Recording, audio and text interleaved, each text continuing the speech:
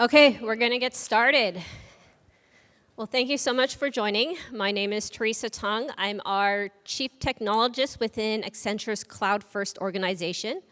Cloud First comprises of infrastructure, software engineering, network, edge, and data and AI. So I get to do all the cool stuff.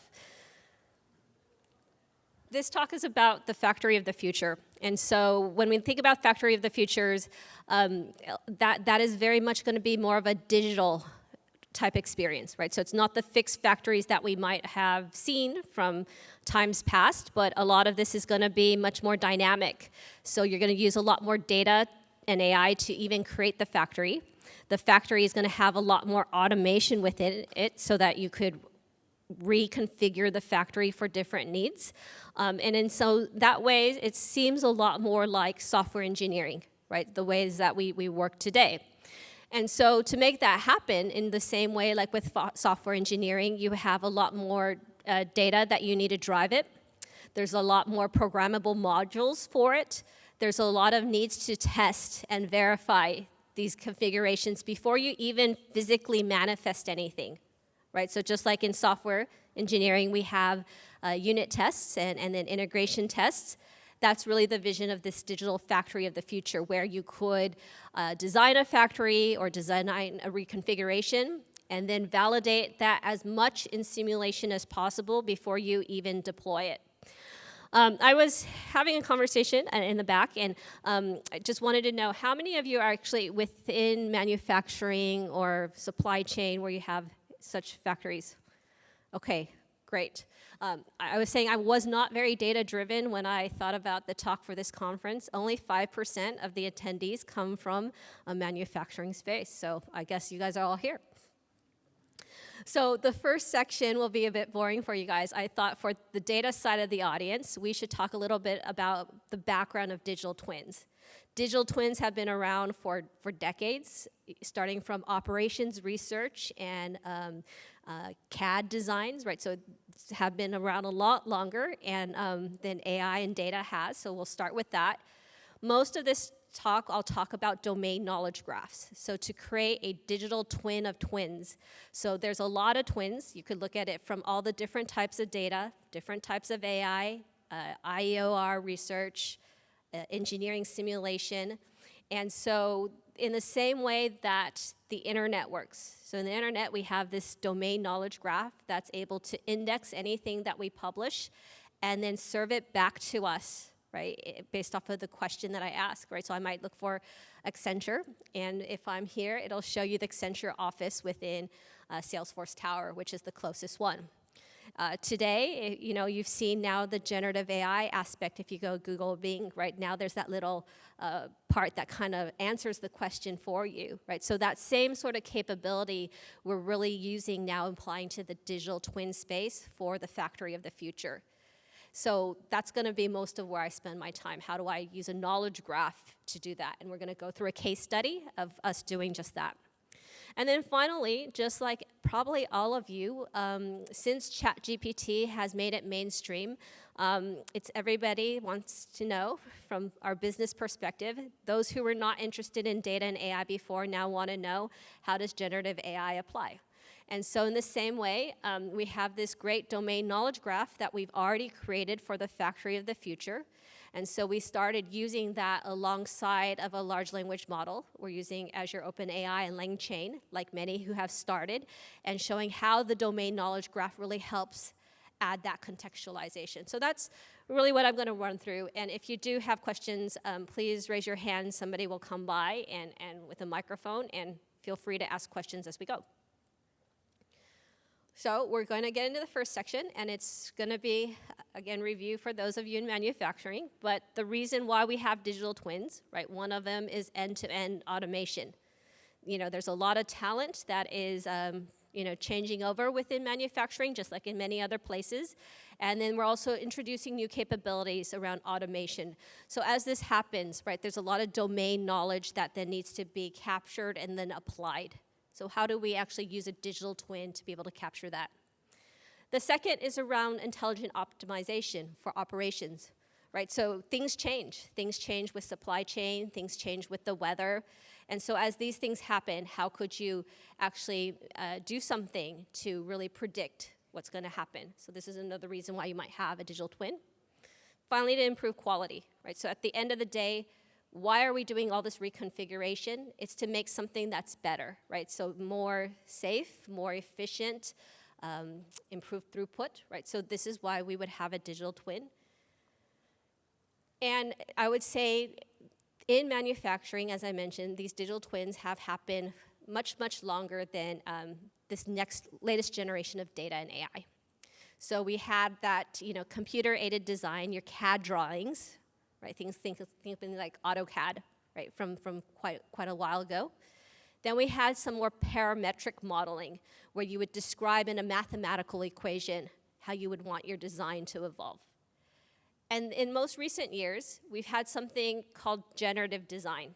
This is not generative AI using a foundational model, but generative design is using this parametric mathematical model and pretty much running a lot of simulations to see, based off of what I desire in terms of the certain conditions, right? The particular layout, the particular throughput, maybe a particular cost, a sustainability measure, and just seeing, right, based off of those simulations, what could be done.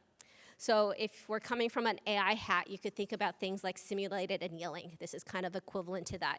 If you think about being able to explore a space and being able to measure a temperature function, in this case an objective function, and then to make a change and then seeing how things happen, right? So the little piece and the part that you see on the top, that's an output of generative design, right? So they have a model for the stressors and of how a part needs to work. You might even have a design consideration of what it needs to look like. And then what this is going to do, in this case it was for lightweighting a car, and you wanted to make it as lightweight as possible so that you could have an electric car but still be safe. And so you were able to you run a generative design capability using digital twins to remove certain parts of that piece until you still could meet the safety conditions, and that's kind of what you have at the end, right? So this capability of digital twins has been around for a long time. What the evolution shows is, again, it shows something around being able to explore the space, however. So with your traditional parametric design using these compute algorithms, you might be able to draw a design that looks like this, right? You have one design that you explore in the whole field of designs. With the capabilities of more computational and generative design, not generative AI, but generative design, they're able to now explore quite a different number of simulation environments, right? I'm walking through a guided sort of case where I'm changing parameters until I get the best outcome, and then I pick from that. What it's missing is some domain knowledge, right? So rather than a random walk, what we've added one is a domain knowledge graph. A domain knowledge graph that if a human could see the scale of what they could see, right? So humans can't see that scale, but you certainly have experts that are expert at part of the design, part of the twin, right? So I might know the twin as it relates to one specific part, like that little piece that I had on the top. Somebody might have a twin that's specific to the whole car together, or maybe just the cockpit. Someone might have the twin specific to sustainability goals, and maybe it's a difference between waste and the difference between carbon emissions. And so what we do with the domain knowledge graph is we model that human knowledge, right? And we're using that to help guide these simulations that the generative design is running. What we then want to add on top of that is now AI capabilities, right? So this latest round of AI-powered capabilities that allows us to more easily interact with these twins, right? Could I use the results of these twins to either generate the documentation, the schedule, the work plans, being that co-pilot that's really customized for my use case? That's what we could see at the end. So this is what we've been building when we think about the factory of the future.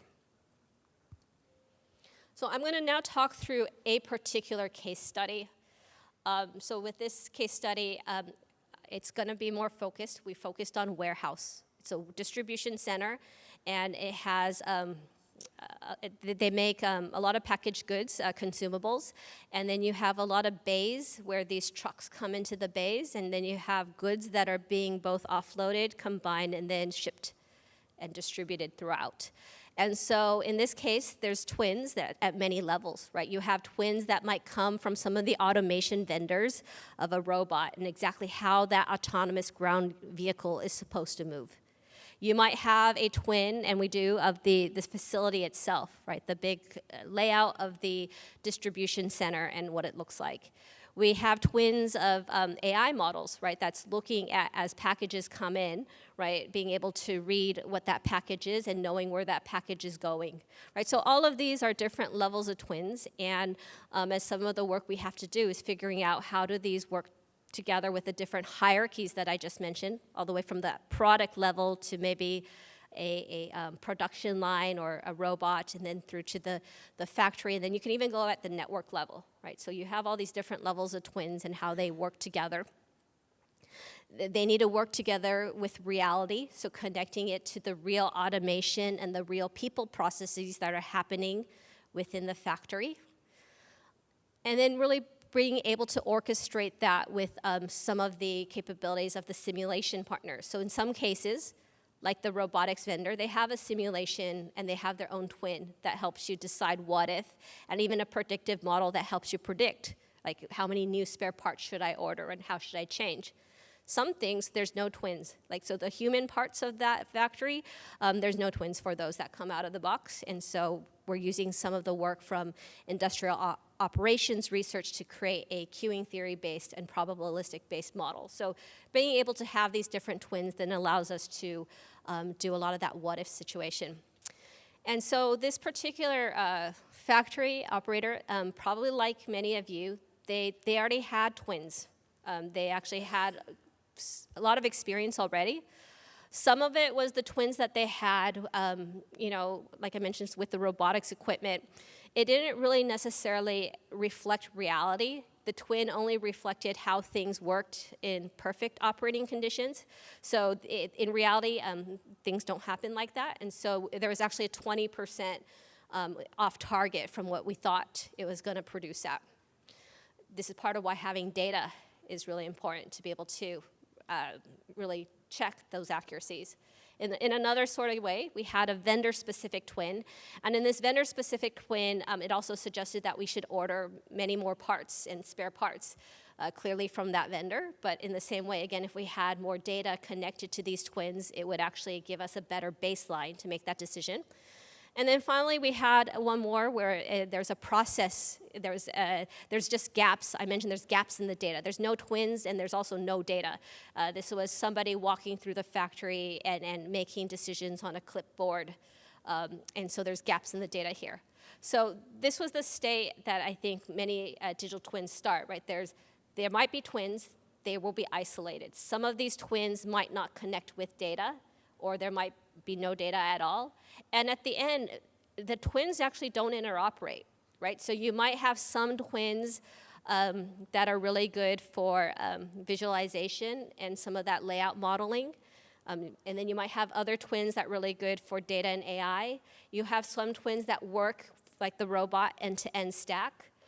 If we look at something even like NVIDIA Omniverse, right, it does a great job, but specifically much more for the visualization components. As soon as we think about things like engineering simulation, and we think about some of the logic that has to happen with the maybe just how the packages are coming in and processed, you have to add those together. And so what we looked at was creating, again, this twin of twins using this domain knowledge graph. So in the same way, we thought that could we not look at the twins almost like people were publishing websites in my previous example, but let's bring it back to data. So could we bring a data mesh sort of approach to this, where your twin of twins is the semantic layer that talks about how things should work together. And then the twins themselves can be many things. It could be a simulation. It could be an AI model. It could be data. What I care about is when I talk about something like a particular bay or a particular truck, that I can see all the context around that instance.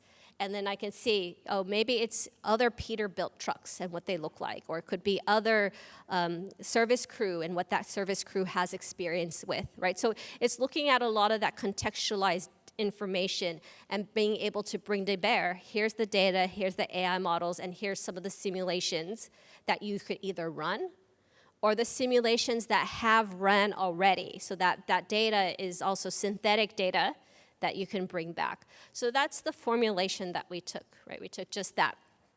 So again, in this picture here, you see that we have a lot of these digital twins on the side. And just like in the data mesh paradigm, like you could have domain ownership. So in this case, the domain might own the data, the AI models, and in this case also this sort of simulation-based twin. We would create on top this semantic layer, right? This twin of twins that has both the real systems, right? It could be areas within the plant. It could be a particular device, a particular AGV as an example. It could be a particular worker, right? Or a role of a worker. And it's showing how all that is connected. And so that part we're using Stardog, which is for the knowledge graph layer. And to keep Stardog up to date and connected with the on-premise systems, we're using Databricks there. And then finally, you have all the AI-powered applications of this digital twin of twins, right? So the applications, we're using the domain knowledge graph to really figure out, again, what's possible and what's there, very much like internet search. And we're able to bring that back into these particular applications, just what they need.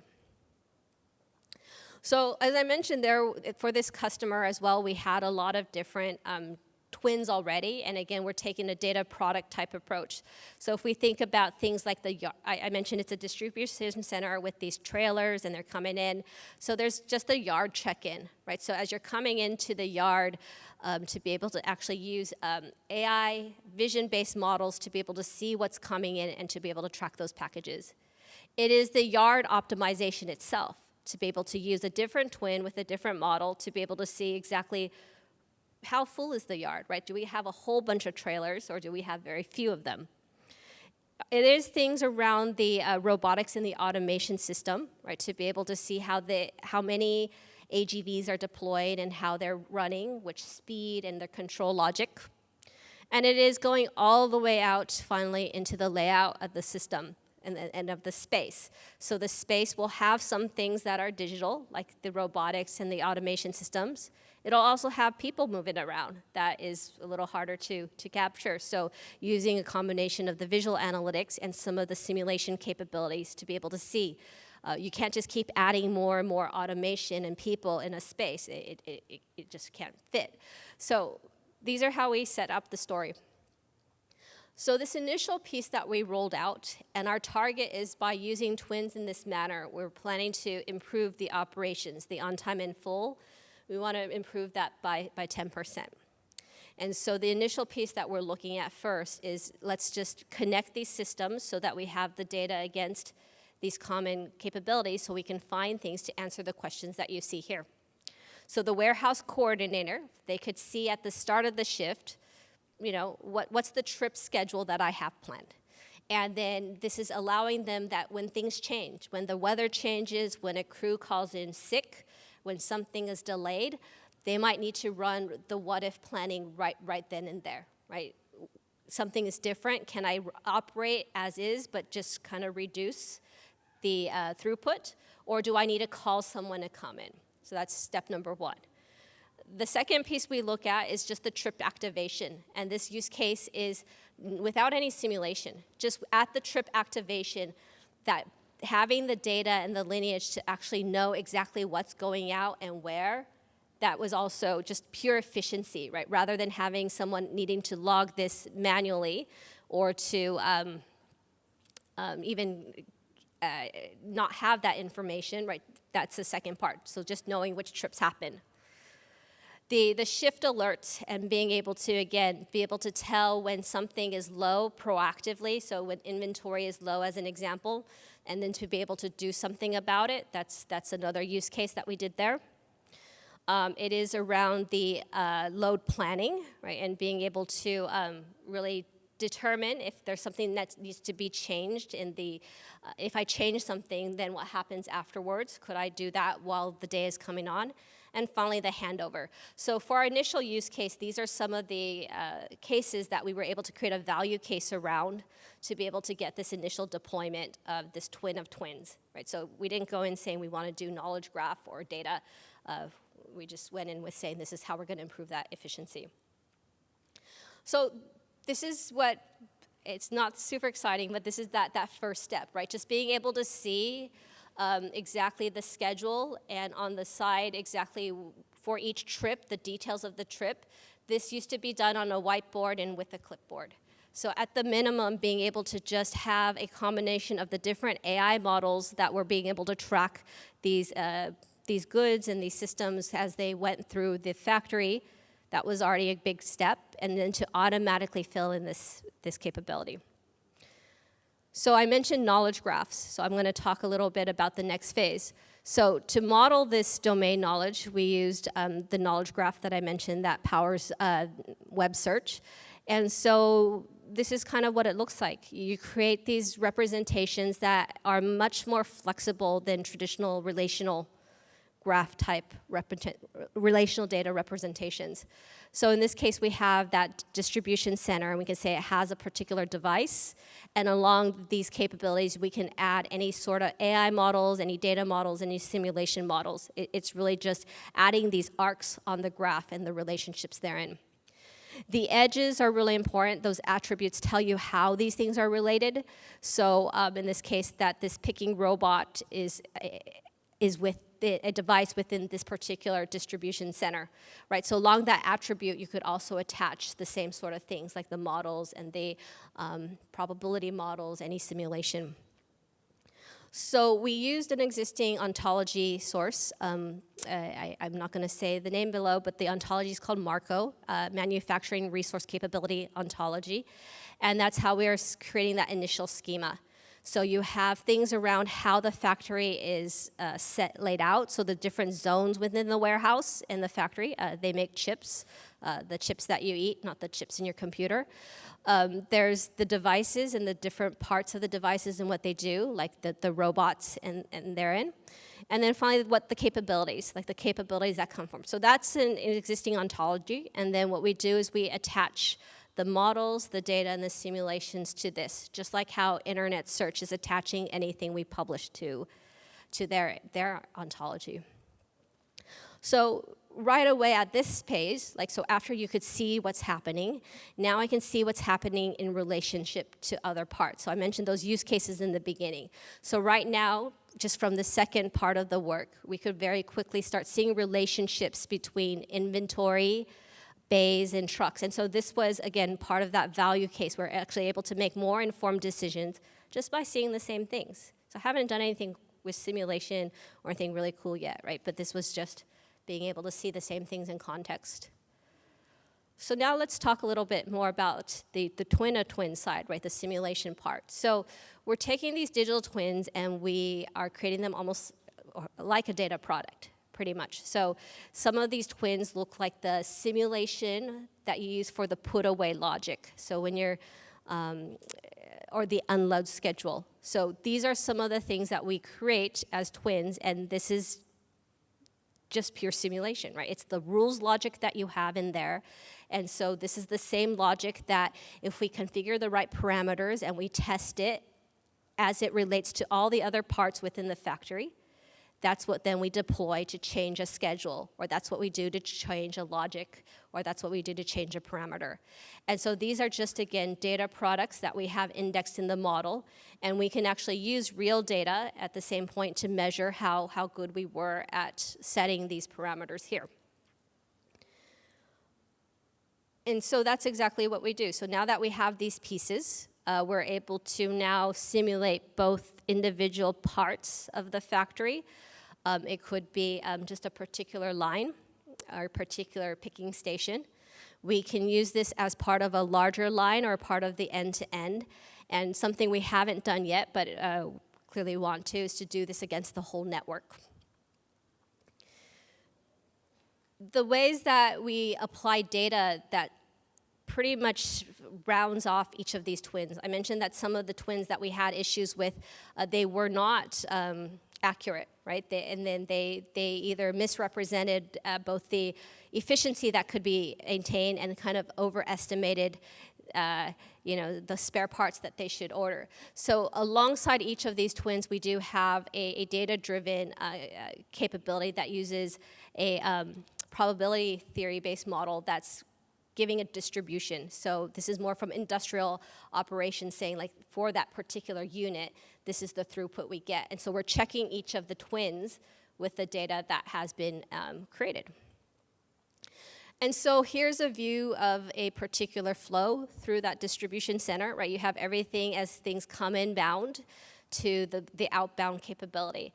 And so this is when I mentioned those queuing theory and those data-driven methods, these are some of the things that we're measuring, right? So at each step within that process, whether it was at the level of a area within the plant, a particular device in the plant, a particular activity, we have these nested sort of measures that we can use data to also calibrate the parts of the twin and how well the simulation as you project forward into time works.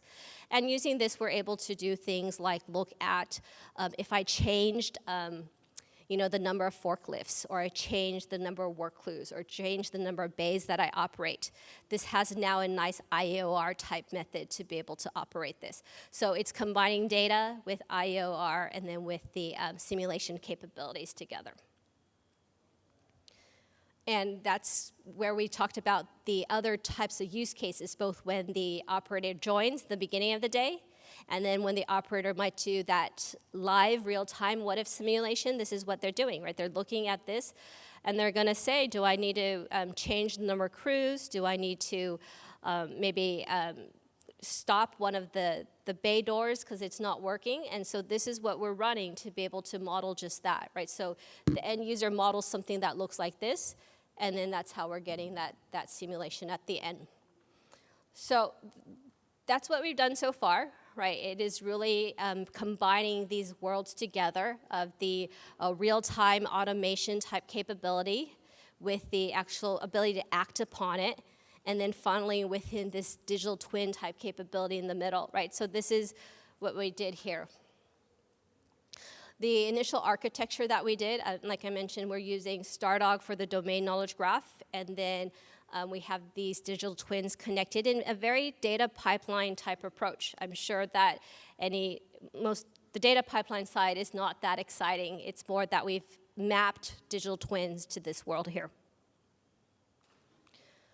So I'm going to end with what's next. So what's next is that, well, one of the hardest parts about using some of these large language models and generative AI is most people say, oh, I don't have any data. Hopefully that's what they realize, right? But in this case, we already have this knowledge graph, and we've spent a lot of time modeling the ontology for these different parts of the factory. So we just try to use this, and I'm going to share a little bit about that. So again, we used LangChain, and we used Azure OpenAI. And some of the things that we did look like this, right? So one is that I mentioned in the actual knowledge graph to date, right? It's not a lot of fancy AI yet. It's being able to identify the data, the models, and the simulation. And so some of what we were able to apply right away is just, could I generate something that's going to pull back the SQL, the data itself, right? That takes a question, is able to break it up, and then be able to get that query from the data warehouse. So this allows it so that the factory operator doesn't need to know SQL at all, right? You could get the results back. The second thing that we did was we had analytics models, and the simulation model would look the same thing. Because we spent the time indexing the analytics models and the simulation models and the industrial operation models to the same knowledge graph, now we're able to also run the model and just present back the result. And we can say, this is the model that we're using. This last piece is really hard, so I think if you have any ways of doing this better, please let me know. Also trying LangChain out of the box with the knowledge graph. In this case, I want to generate a Sparkle query. So that's the query language that you use for the knowledge graph. And for some of this works really well, and some of this, it's a lot harder. So some of this is matching those entities to the classes within the graph that we're still struggling with, but we will be publishing something about this. But for many cases, if we lock down the types of queries, like this one, what should I be doing, works pretty well. If I have something that's quite open, doesn't work very well. But wanted to just share, since we have the knowledge graph, this is some of how we're using it right away. So I have about 10 minutes left. I don't know if you have any questions, but happy to take any.